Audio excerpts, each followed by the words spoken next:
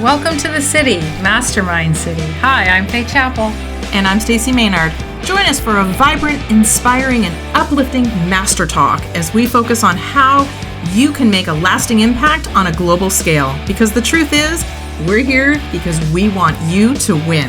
So are you ready to surround yourself with success? Because you're in the right place. Welcome to the city. Yesterday, I was having a conversation with somebody about public speaking and how that can be literally debilitating. And I think it's on literally the top fear that people have in regards to just fears in general. Public speaking, I'm not sure exactly what they think is going to happen. Maybe that they think the stage is literally going to swallow them up whole. I know I felt like that. And that's where I could completely relate to this person I was talking to, because it was something that they really wanted to get over. And I remember when I started speaking, probably, I think it was about 4 or 5 years ago, and I received a note from somebody I knew in high school. And they went, "Oh my goodness, I can't believe you're doing this. Like, I can't believe you're on stages. I can't believe you're public speaking. I can't believe you're on video. Like, you would never have done that in high school." And she was absolutely right. And that's why I could relate so much with the girl I was talking to yesterday, because I remember being there. A lot of people don't know this, but I was literally the shyest person on the planet. When I was little, 6, 7, 8 years old, I remember not even wanting to talk to anybody unless my parents were like right there. I was like holding my dad's hand, or I was hiding behind my mom, literally terrified, ridiculously shy.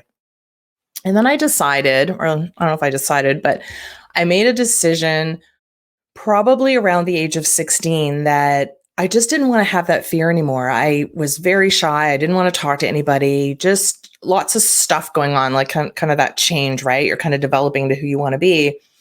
And I decided that I needed to step outside my comfort zone with people that didn't really know who I was, but I wanted to do something bold. I wanted to do something brave and really get out there. And this is another thing. So I'm funny that Faye's not on here, because I don't think she even knows this. So don't tell her. She'll have to watch this later. But I actually, when I was 16, went for a beauty pageant. So it was the Miss Bedford. I don't even know what year it was at that point. 1980s. I'm going to age myself, so I'm not going to say what it was, but I went to that. And the reason I did it wasn't because I wanted to win. I didn't want to, be that person. What I wanted was the training that came along with it. And I wanted to experience something I had never experienced before. So I went forward with it. I was accepted, which was great. And I learned so much. The challenge is that I was really sick. So I ended up getting very sick during this pageant. So unfortunately, it was a week-long competition, and I had to miss 2 or 3 of the events throughout the week. So I no longer qualified to win, but I was able to participate in as much as possible. But what I got out of that was I got training in front of things, pushed myself outside my comfort zone. I think that was one of my big ahas, was the fact that I was doing something that I just never, ever thought I would do. I got training, which was fantastic. And I had to put together the talent, right? Like, if anyone knows anything about pageants, right, you have to go through multiple steps. We had to do community service. We had to do different events. There was a swimsuit one, but I didn't participate in that because, again, I was so sick. But I did participate in anyway, I had to create, I don't even remember, it was so long ago, but I had to create a dance routine. And I got someone to help me. And I think that was the place where I was really confident. Like, I was really confident in this dance routine. I couldn't continue to practice. So we actually only got through, I think, like half of it.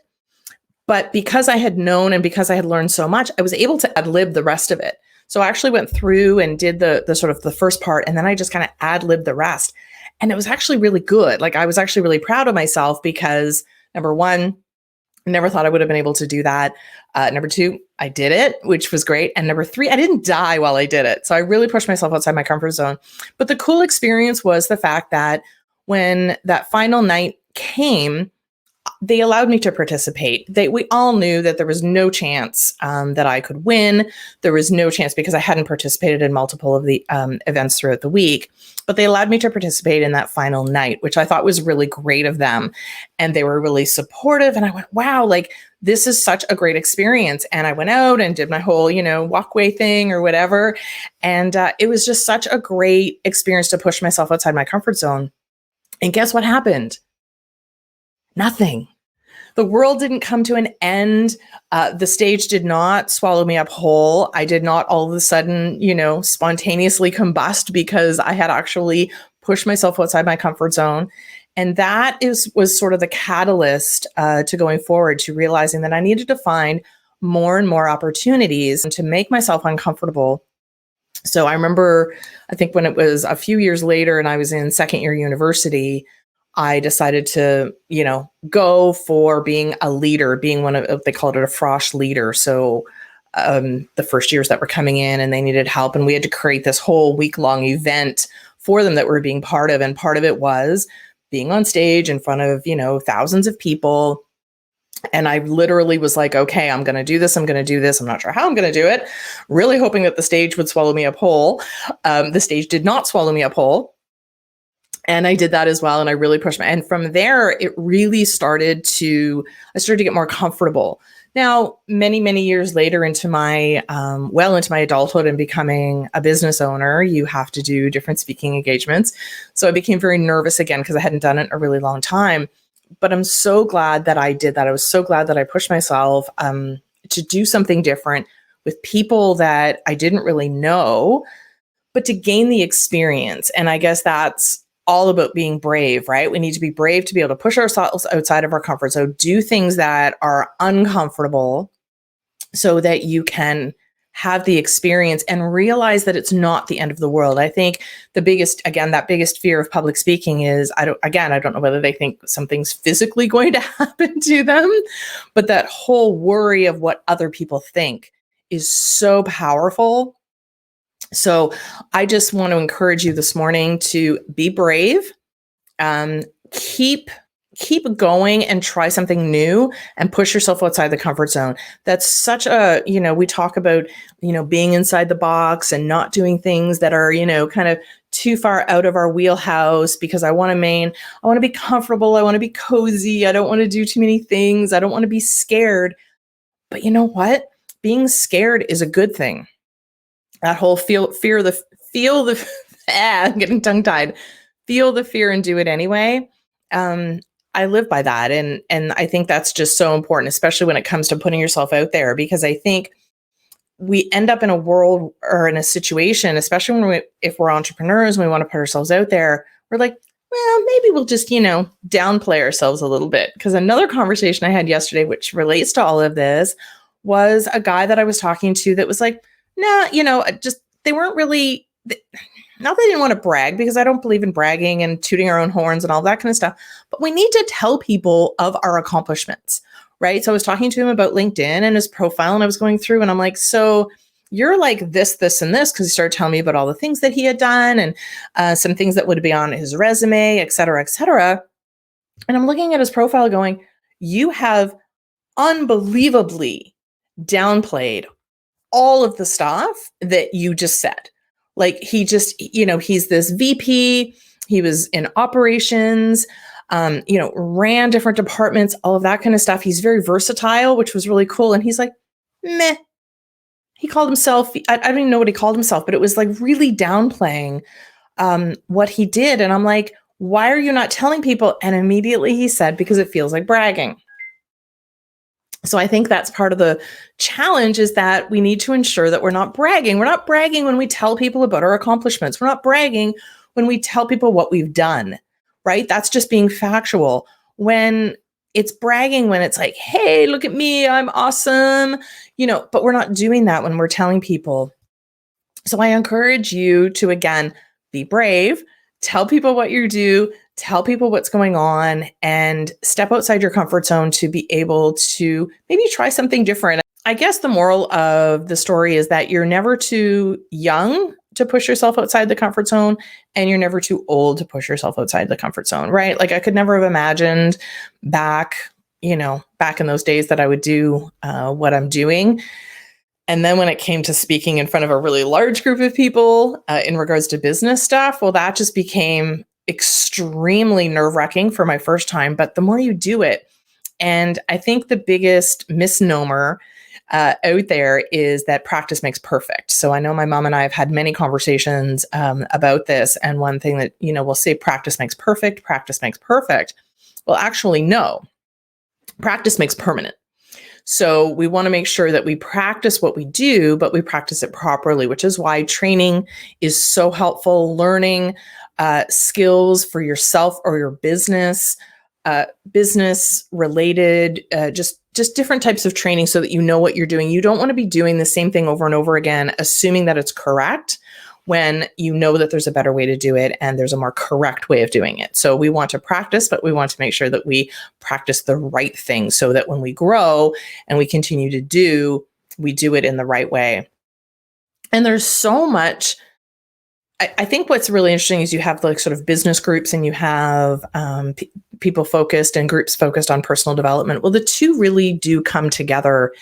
And it's really important because you want to personally grow and push yourself outside your comfort zone, become brave, do what makes you feel uncomfortable, and then also relate that and bring that into your business so that your business can grow and grow beyond even what you thought it could be. So again, pushing yourself outside your comfort zone from a personal perspective can really have a positive impact on your business as well, because in your business, you need to be able to sometimes pick up the pace, pick up the pieces, I should say, or do something that's a little bit different. Or when your business partner doesn't show up and you need to go live, you have to be able to click that go live button, whether she's here or not.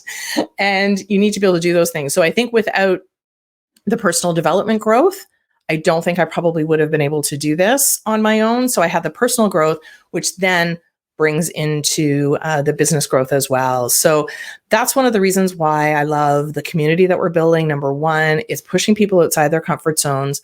We have things that are business related. We have things that are personal interest related. And we also have things that are personal development related. So we kind of cover those three gamuts. And that was really important to me because, again, pushing yourself to do things that you've never done before, but also not having to go somewhere else. It's like, okay, well, I want to do my personal development stuff over here. So I'll go, to this side. And then I want my business stuff and I want to go on this side. But we wanted a place where people could come together and, again, push themselves, learn, grow, both personally and professionally. So I guess I would like to push that and ask you guys to put in the comments, no matter where you're listening. I would love to know what kind of pushed you. So again, when I think back, I was having that conversation with the girl yesterday about the fear of public speaking. And I started to think back going, I remember being there and I had to actually, unfortunately, because, when you get older, your brain doesn't exactly work as fast as it used to. I had to think, okay, where was that first catalyst for me being able to push myself outside my comfort zone? What was that first thing that I did that I remember that kind of, catapulted things? And it was when I entered to be a contestant in that pageant. And like I said, I remember it. I went in it with specific goals. I went in it very intentionally to learn, to grow, to just, develop, I guess, personally from that point. So my question to you is what is pushing you outside your comfort zone? And one of the things is when your partner in crime shows up right now. Hey guys, sorry. Did I interrupt you on a very exciting point of your You message? Did. Yeah. Sorry. So I told a story and I literally said that I'm not sure if you know about it. So I said, shh, don't tell her because you're going to have to listen later. Oh, okay. All right. Do you want to finish your story? Well, you know what? I was literally just finishing. I was talking about pushing yourself outside your comfort zone. One of the things that I was hoping you could speak to. So two things. Number one, one of the things I was talking to a girl about yesterday was the fear of public speaking and how that is literally one of the biggest fears. And then I was saying sort of how to push yourself outside your comfort zone. So my question to everybody, and I want to know the answer from you as well, is what was that kind of first thing that you remember doing. Mine was when I was 16. I'm not going to tell the whole story again. And that kind of, realized that if I tried something new and I did something and it pushed myself outside my comfort zone, when I got up on a stage, that the stage did not swallow me whole. I actually did survive. And, that's where sort of we end up with fears, I think, based on experiences. So what is one of your first memories that kind of pushed yourself outside, or were you always like that? Because I wasn't. I mean, I've told this story before about speaking. I was very painfully shy, never spoke at school. My parents actually were called in because they thought I was being abused because I never spoke. And I just never spoke because I didn't find anything that I wanted to speak about. It wasn't interesting to me to put my hand up and ask a question because that's just what it was. So in terms of speaking, finally getting out there and speaking on a platform and on stage and everything else, it really came down to, it was a requirement of my job and what I did. So what I can say is when it's when you don't have a choice, it's much easier to make a decision. It's so true.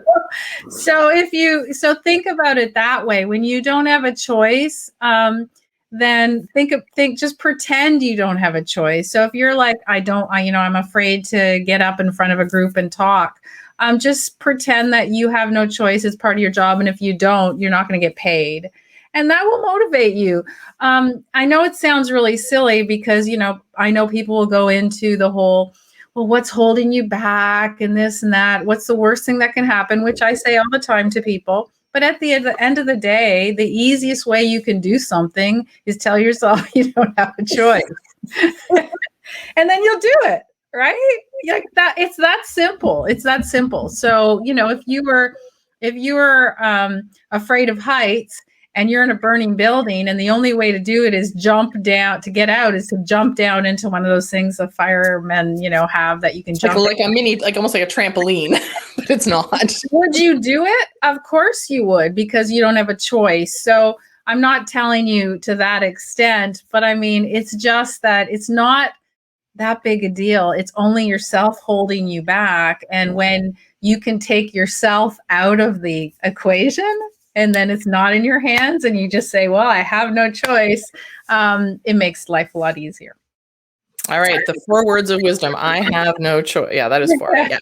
Well, the song that I played before you hopped on was Brave, which was one that, because again, that whole fear and putting yourself out there and again, doing something when you have no choice. There's lots of different, I could tell multiple stories, of things that I did before I sort of stepped onto what I consider the business stage, right? I was on the personal side.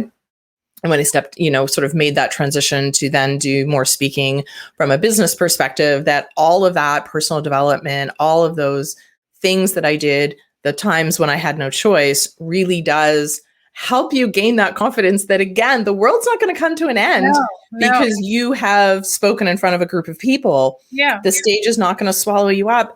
And you know what might happen? People are going to be motivated, inspired, and they might just start clapping because they're really happy with what you just said. So the more you do it, the more you can do it because you get that confidence from it. And just so you understand, nobody's going to boo you no matter what you do. Unless you're a comedian, but they ask for it. Yeah. So, so the reason that I am late today is because I don't know if you told everyone, I was on a summit. I was on a virtual summit. I was one of the speakers and it was supposed to be an hour and it went over because everyone was getting really excited and they were asking a lot of questions. And so it went over time. So I had a choice to make. I could click the button and go and leave, which would not have been cool for the organizer, right? And I knew Stacy was fully capable of jumping on and doing it on her own. So she had no fear about that. And that's the difference, right? That's what makes the difference, whether, she could have stayed and waited for me and been late, but she was like, nah, I'll just jump on. Right. And I'm like, let me know when you're coming. Yeah. So that's really what you have to think about in terms of, whatever you do. It's not about speaking. It's not about anything. It's just about just go with whatever it is that's coming your way. I did this summit. I didn't know what the questions were. I never looked. And when I got on right before the summit, the moderator said, "Did you read the questions?" And I was like, "No, I don't need to read the questions. I'm going to give you my honest opinion on whatever it is that you're asking." So, and she was kind of, "Really?" Because most people ask in advance. And I'm like, well, if people ask in advance, then it's a canned presentation and I'm not really interested. So it was a great call, some great panelists. And it was interesting because what we were talking about, we have a few minutes, right? What we were talking about was influencer marketing, and how, brands can use influencers and what are the metrics. And it was fascinating because the whole concept of influencers changes by the day and by the hour, right? So it worked yesterday, doesn't really work today. And so it was a really robust conversation. But I want to relate it to something that I read yesterday. So did you read all the words on cheugy? That generation? Okay, so this is their new what? So now cheugy is now probably, it's cheugy to use it because now New York Times, everybody's written about it. So cheugy is, how the Gen Z guys are saying, no side parts, no skinny jeans. Well, this is on that as well. And somebody who's cheugy is basically somebody who is, trying too hard, or they're like things that are like, they're not cool anymore, right? And that's their word. And so it was really interesting because as we were talking with the influencer thing, I said, has anyone read this? And they hadn't. And I'm like, well, the thing is that you, as an influencer, as a brand, if you're grabbing an influencer, you don't know, you have to check who's your target market now. Because if they're young, they might think that influencer is cheugy, right? They're not interesting, right? And so I kind of related it to, like, say you're pitching 14-year-old boys who like basketball, right? And I'm a brand, and I don't know, I've got a water bottle or something. So I have one of those. He's 15, there you go. close enough. So you might be going, cool, I'm just going to get a big basketball player, and then all these kids will buy it. But what you don't understand is, like, I wouldn't know, is who's the cool basketball player for a 14-year-old. That changes very quickly. Very quickly. And that's what I mean. So you might pick one of the biggest guys, and the 14-year-olds are like, that guy's cheugy. Well, and because he's what we would think of as cool, but what they think of as cool is actually the new up and coming ones. Right. And unless you're immersed in that world, you don't know who that is. Right. And so it's really interesting because, like I said, it changes on a dime. So these guys now think like Uggs are cheugy, and oh, I love this one. Anyone that has like live, love, laugh, all those kind of things in their house, they think it's cheugy. anyone that uses inspirational quotes, like all that stuff, to them is just like cheugy. Now, as I said, because they were written up in the New York Times, this word, and it was on Today's Show, and that in the last week. So now basically the word cheugy is cheugy because now it's mainstream. That's how fast it can change.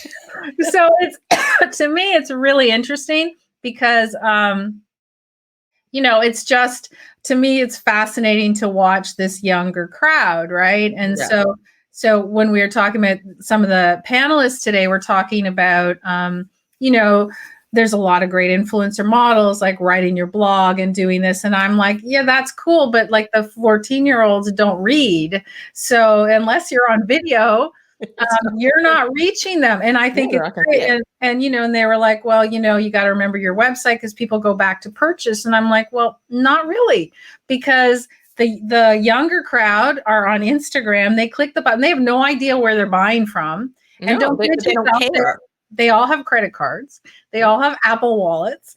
So they see it and they click and they buy. So it's literally changes overnight. And the interesting part for me is to always keep on top of what what's going on and how that can change for your brand and for what you're doing and what you're selling. So and so when we talked to, Stacy's is a good segue. I didn't even know when she's talking about being brave and having no fear, it's the same thing. You have to go out there and go, okay, let me just do it then. Let me just go on TikTok and let me just, do whatever it is, as long as you feel like it's part of your brand and you're authentic to it, like you're cool with it.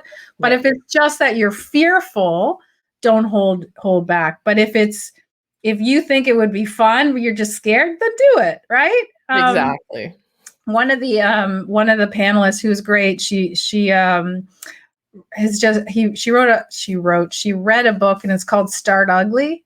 I can't remember. I don't know who wrote it, but great title, right? Great title. Cause it just means, who cares? Like your first video is going to be crap. Your first your first speech is going to be awful. Whatever you do is probably going to be ugly. But well, it's funny because I remember somebody saying at one point, if the first, like your first website or your first video or something like that is not terrible, then you haven't lived. Right.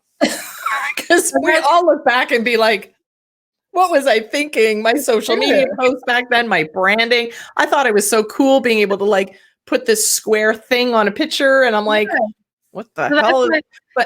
That's my new favorite phrase, start ugly. So. Yeah, I agree. I definitely started ugly. I look back and I, at some points, actually feel like deleting them, but I'm like, no, those are ugly, but they're like a badge of honor. Exactly. So I think that's a good way to leave everyone with: start ugly and don't be cheugy. Thanks for joining us here in Mastermind City, but you don't have to say goodbye because there's other ways to join us. We would love to have you as part of our community. So join us in mastermindcitycommunity.com so we can hang out together.